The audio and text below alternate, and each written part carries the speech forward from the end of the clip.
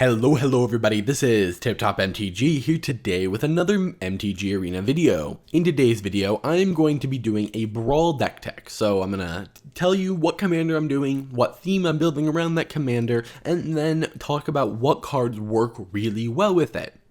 I think that Brawl is really awesome, and a major part of that fun is choosing a commander and building around it. It's a singleton format, which means you have to choose a bunch of cards for the deck. Normally, I would show a deck that I built and just show you some gameplay. However, in the spirit of Brawl, I'm going to start with the commander, tell you what works well with it, and then give you my list as an example. This way, if you don't have the cards I have to make my exact deck, or you don't like a specific card, you can just build the deck however you want based on some simple recommendations. But also, if you're not into deck building, you can just check out my list and just use that. So, the commander I am doing today is Kenrith. He is an awesome 5-color commander that is super versatile. Now, you could build him in a lot of ways. You could just use Kenrith to be really good, because he has so many cards that work well with him, or you can build a certain theme. Since he's 5 colors, you can build any theme under Kenrith that includes white, because how his 5-coloredness works is the fact that each of his abilities cost a certain mana. And so why don't we actually talk about what Kenrith does? He is a 5-cost white, 5/5 human noble, and he has 5 abilities. You can pay 1 red and give all creatures trample and haste until end of turn, including your opponents. You can pay 1 and a green and put a +1/+1 counter on target creature, including your opponents. You can pay 2 and a white and target player gains 5 life, including your opponents. You can pay 3 and a blue and target player draws a card. You get the, you and your opponents. And you can pay 4 and a black and put target creature card from a graveyard onto the battlefield under its owner's control. Just a note with that last one, I've seen people mess it up. If you target your opponent's creatures, yes, you may target them, but they will go under their control, not yours. So, as you can tell, he can do a lot of different things, unlike something like Radha and Vito, who are fairly simple. Radha is either going to be a Brawl Rush deck or a Lands Matter deck. Vito's going to be a Life Gain Matters deck, but he can be built in any way. Kenrith is not super clear on what you should build. He's almost a generic shell for a 5-color deck. So, he could really be the lead of any deck, and so in this video, I'm going to talk about how you can build him as a Super Friends or Planeswalker heavy Brawl deck. While he may not scream Planeswalkers, he does allow you to draw some cards and is just generally a good 5-color card. Now, if Golos was still legal in Brawl, I probably would have used him as the head of this deck, but Kenrith will suffice. Now, because this deck tech is much more narrow in terms of not just taking the face value of the card, unlike my past decks where it's just like, oh, yep, here's obviously what you're going to do, I'm going to start by talking about the cards that work with Kenrith generically. So if you wanted to build a Kenrith, artifact deck for some reason, here are still some cards that would work well with Kenrith that may not be in the artifact theme, or they may not specifically work with Planeswalkers in this instance, but they work well with Kenrith. So, here are the cards that work well with Kenrith. Chromatic Lantern's really awesome. First off, it's a ramp spell, but it makes it so all your mana tap for mana of any color. Now, Kenrith's abilities look pretty easy to activate, but it's not, because you're in a 5-color deck, you might only have 2 sources of white mana, and that means you can only gain 10 life in a turn, which is still a lot, but if all of your mana lands tap for any color, it gives you a lot more freedom to activate his abilities how you like. Then we have Biomancer's Familiar, which will reduce the cost of activating Kenneth's ability. If you have Biomancer's Familiar and Chromatic Lantern out, you can, for every single land, either put a counter on something or gain 5 life, because all your lands tap for mana of any color, and it reduces the ability cost by 2, therefore making it just cost the colored mana. It then makes it cost 2 mana to draw a card and 3 mana to resurrect something. And what's great is that if they kill the Biomancer's Familiar, you can always resummon it back to the battlefield with Kenrith. Obviously, you have to pay the full price, but that's pretty cool. We also have another similar card, that being Zerta the Dawnwaker, and if you have both of these on the battlefield, all of his abilities cost 1 mana to activate, so those just work really well. Similarly, Wilderness Reclamation, while it doesn't reduce the cost of abilities, it lets you activate the abilities on your turn and on your opponent's by, letting all your lands untap, so pretty cool.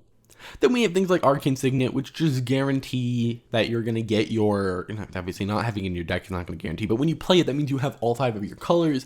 And a newer card, Chromatic Orrery, while it is expensive, it has a very similar Chromatic Lantern effect, but it also taps for 5 mana, which means that if you have one of the other ones that reduce the cost of things, you could tap Chromatic Orrery to gain 25 life. And it also just makes it really easy to activate his abilities. So those are just the cards that generally work well with him. I'm sure I'm probably missing something. Obviously, any way to generate more mana, he is a mana sink, you know. He can put counters on things. He can gain you life. If you can generate infinite mana, you can make infinite life, or put infinite counters, or draw infinite cards. So you want to be able to just generate a lot of mana. But why don't we move away from just cards that work well with Kenrith and move into just good Planeswalkers? Because if this is a Planeswalker deck, we probably want to talk about what Planeswalkers you want to put in. So we have a Johnny, Strength of the Pride, you know, not an awful card. It can gain you some life. Yeah, not bad. We have Narset, Parter of Veils, which stops your opponent from drawing a bunch of cards, but more importantly, she can get you more Planeswalkers by revealing non-creatures from the top of your library. We have Teferi, Master of Time, just again, another good Planeswalker that can cycle through your deck fairly quickly and in an emergency can phase out a creature that's about to kill an important Planeswalker.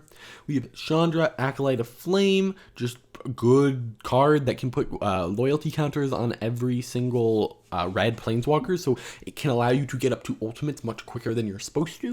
We have Chandra, Awakened Inferno, again, pretty good card. We have Nissa, Who Shakes the World, which just creates blockers, it ramps you, and if you get to that ultimate, it ramps you a ton. Not as much as you might think, because it is a 5-color deck, but just still a very good commander, or not a very good commander, very good Planeswalker is a good commander. We have Liliana, Dreadhorde General, who can get rid of your opponent's creatures, draw you cards, and create blockers for your Planeswalkers. We have Vivian, Monsters Advocate, who, while you're not running lots of creatures in the deck, can create creatures that will create creatures to block. And if you can get that if you do have a creature, say you have Biomancer's Familiar, you might be able to get out, or Zerda, you might be able to cast Zerda, use her -2, I think it's a -2, to then get Biomancer's Familiar and get both of them out. So just very good there. We have Teferi, Time Raveler, just generically good. At its worst, it's a 3-cost bounce something, draw card. At its best, you're also casting things at instant speed and stopping your opponents from countering your stuff. We have Saheeli, Sublime Artificer, who's going to create a 1/1 every time you cast a Planeswalker, and you can make your artifacts become copies of, you know, things. Next, we have the Royal Scions. Again, just cycle through your deck, give Kenrith +7, or not +7, make him a 7/5, you know, and then if you get to that ultimate, draw some cards, deal some damage, just generically good. Vraska, Golgari Queen, at its worst, it's a 4-cost destroy target permanent with CMC 3 or less, but then you might be able to keep it around, maybe get to the ultimate. You know, may not be the most powerful commander, or Planeswalker, I keep mixing them up, Planeswalker, but it's pretty good. We have a Johnny the Great-Hearted, who can put loyalty counters on all your Planeswalkers to help them get up to their ultimates faster. We have Tezzeret, Master of the Bridge, which may seem a little out of place, and I don't know if I'd actually run it, but if you're running enough artifacts, you know, if you have 1 artifact out, he's going to reduce the cost of all your Planeswalkers by 1, which is good on its own, so just pretty good there. We have Tamio, Collector of Tales, which can go specifically start digging for a specific card. It can also return, and that's probably what it is. Again, at worst, this is like a 4-cost return target card from your graveyard to your hand. So, pretty good to get back a Planeswalker that died. Nico Bolas, Dragon God, is amazing, because if you play it when you have like 5 other Planeswalkers, he has like 15 loyalty abilities, which all makes him very, you know, good. Also, even if you don't have any other Planeswalkers, he's just a powerhouse. We have Narset of the Ancient Way, cares about non-creature spells, draws you cards, is removal, and if you get that ultimate, you're going to gain a lot of advantage off of playing Planeswalkers. We have Ugin the Ineffable and Ugin the Spirit Dragon, both just good removal. And then Jace, Wielder of Mysteries. This one, just at its face, just draws you an extra card and protects you from milling in case you generate infinite mana somehow. You know, there are probably ways to do that, but I didn't include any in here. But just ways to draw through your deck very quickly with Kenrith. For instance, if you're paying 1 blue mana to draw a card and you have like Chromatic Orrery out and maybe 5 or 6 lands, you're drawing like 11 cards per turn, you might mill yourself. So this is just a way to win the game from that. Now, that's all the good Super Friends. Now, the beauty of the Super Friends deck is you can really throw in any Planeswalker you want. Oh, you don't have Teferi, Master of Time? Throw in, I don't know, Garruk. Throw in really anyone you like. So just keep that in mind. Those are some good Planeswalkers, but any Planeswalker, most Planeswalkers will do.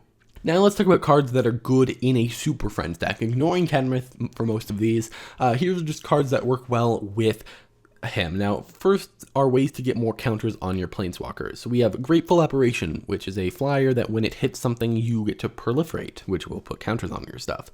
There's Martyr for the Cause, which will proliferate on death. Wanderer Strike, which will exile a creature and then proliferate. We have Flux Channeler, who will proliferate for each non-creature spell, which is probably one of the most powerful ones because your main gimmick is a non-creature, and that non-creature generates from or gains advantage from proliferating. So very good. We have a Guild Pact Informant proliferate on hit, similar to Grateful Apparition. Pollen Bright Druid, you can either proliferate or put a counter on something when it enters the battlefield. Evolution Sage, proliferate for each land. Bloom Hulk, proliferate on ETB. Just anything with proliferate. Plane-wide Celebration can proliferate up to 4 times. It can also gain you a bunch of life, can create blockers, can do a combination of all of those things. But if you can get out, like, let's say Nico Bolas, +1 then next turn cast Plane-wide Celebration, you might be able to just win the game on the spot.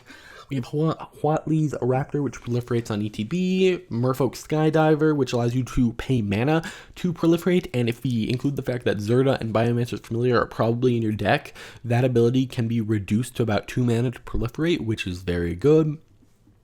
Rolesk can proliferate twice on death. The Elder spell is kind of interesting. It can remove enemy planeswalkers, but also, let's say you have 5 planeswalkers. One of them is Nico Bolas, who's -8 will at the moment instantly win you the game because they control no legendaries. You can Elder spell your own planeswalkers to add a bunch of counters to them. Very cool. We have Chandra, Acolyte of Flame, and Ajani, both planeswalkers that do add counters to other planeswalkers. Then in terms of removal, like I said, the Elder spell, lots of planeswalkers have removal built into them as a minus. Elspeth Conquers Death is nice because, first off, it's a good card, but second off, it can return a planeswalker after it's died. Shatter the Sky, Kaya's Wrath, Time Wipe, Realm Cloak Giant. You just want lots of board wipes because you're not running that many creatures. You're mostly running planeswalkers. And then any standard removal spell like Banishing Light or Murderous Rider. Remember, you're in all 5 colors. You get the best of every single color's removal. Then we have card draw. Lots of planeswalkers have card draw or at least card filtering. Your commander, Kenrith, that is card draw. We have Soul Diviner, which can remove counters from either, Kenrith, because he can put counters on things. You can remove a counter and then draw a card, or you can remove them from your planeswalkers. We have Continuous Plan. It's a draw a card, then proliferate, just general card draw spell. We have Whirlwind of Thought, which will draw you a card every time you cast a non-creature, so every time you cast a planeswalker, draw a card. We have Sanctum of Calm Waters. It's just, you could add the shrines to Kenrith. That Kenrith will probably be one of the shells for a shrine deck. But just extra, draw a card, discard a card at the beginning of your upkeep. Not bad. You could add other shrines, and, it could be interesting. We have Gadwick the Wizened. Again, if you're going to try and generate a lot of mana, maybe, he can fit in there somewhere to draw you a bunch of cards. And then Magic Mirror. This one's just a card I really like, and you are proliferating a lot in this deck, so you'll be able to get the counters up on it very quickly. So that's pretty good. Then Ramp. Some planeswalkers ramp you in terms of just adding mana. But generic Ramp, Arcane Signet, Cultivate, Migration Path, you want to make sure that you get your colors. So you want to be able to tutor for the right lands at the right time, have, Command Tower in there. So pretty good. Then we have Protection, so cards that are going to protect your cards. Some planeswalkers protect your cards. Counter spells and Command the Dreadhorde. Well, it's not exactly protection. It returns all your stuff from life to the battlefield and also steals some of your other opponent's stuff. So just pretty good. Then we have non-creature synergy. So these are just cards that care about non-creatures. Again, some of these are repeating from before because they fit multiple categories. We have Burning Prophet. Just lets you scry and it gets bigger. Shark Typhoon. If you can get this on the battlefield, it can be pretty devastating because every time you're playing a Planeswalker, you're getting a blocker for it. On top of it, it can be cycled at instant speed to make a shark. So let's say your key Planeswalker is about to die and they send exactly enough at it. You can cycle it for 1, chump block, boom, they survive. We have Spellgorger Weird, Sprite Dragon. Both are just, they get bigger from casting non-creatures. Vadrock Apex of Thunder can recast some planeswalkers. And Kaikar Wind's Fury can give you both ramp and, spirits for every single planeswalker you cast, which again makes it so every single planeswalker comes in with a little blocker. Then in terms of other cards that are just really good that don't really fit another category, I guess some of these fit protection, but Archon of Absolution makes it so they have to pay 1 to attack your Planeswalkers and you. Forbidding Spirit does it for a turn, but they have to pay 2. Ignite the Beacon lets you tutor for 2 Planeswalkers. Spark Double lets you copy one of your Planeswalkers. And Revenge of Ravens makes it so your opponents lose life whenever they attack you. And then Bioessence Hydra gets bigger with more loyalty counters, so those are just generically good with Planeswalkers. Now, you can build your deck however you want. However, these are just some cards that have a decent amount of synergy with the commander and the theme. Of course, add any card you like. Add more removal. Add counterspells.